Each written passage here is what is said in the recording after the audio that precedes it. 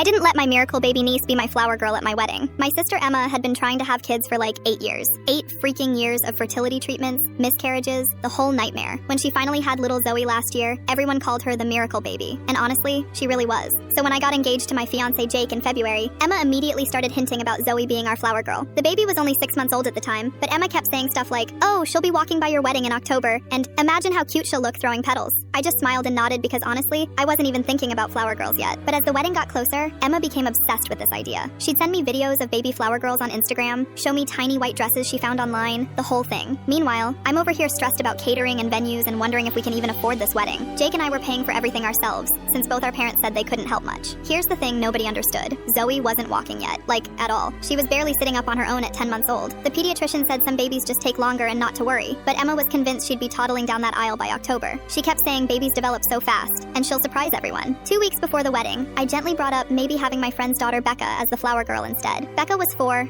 super well behaved, and had actually asked if she could be in our wedding, but Emma completely lost it. I'm talking full meltdown in the middle of Target while we were picking up last-minute decorations. "You're discriminating against my baby because she's not walking yet," she sobbed right there in the home goods aisle. This is supposed to be her moment to shine. She's been through so much already, which was insane because Zoe hadn't been through anything. Emma had been through stuff, sure, but the baby was perfectly healthy and happy. I tried explaining that I just wanted everything to go smoothly, and having a baby who couldn't walk meant Emma would have to carry her down the aisle, which would make her part of the ceremony too. Emma said that was fine. She'd wear a nice dress and walk with Zoe. But that's not what I wanted for my wedding. I wanted my sister sitting in the front row with my parents, not being part of the actual ceremony. The whole family got involved. My mom called me crying, saying I was being selfish, and that Emma deserved this after everything she'd been through. My dad texted me some long message about family being more important than perfect wedding photos. Even my grandmother, who usually stays out of drama, left me a voicemail saying I should reconsider. But here's what really bothered me. Nobody asked what I actually wanted for my own wedding. It was all about Emma's feelings and Emma's miracle baby, and what Emma thought would be cute. When I mentioned that Jake and I had talked about having a child-free ceremony anyway, Emma said that was heartless,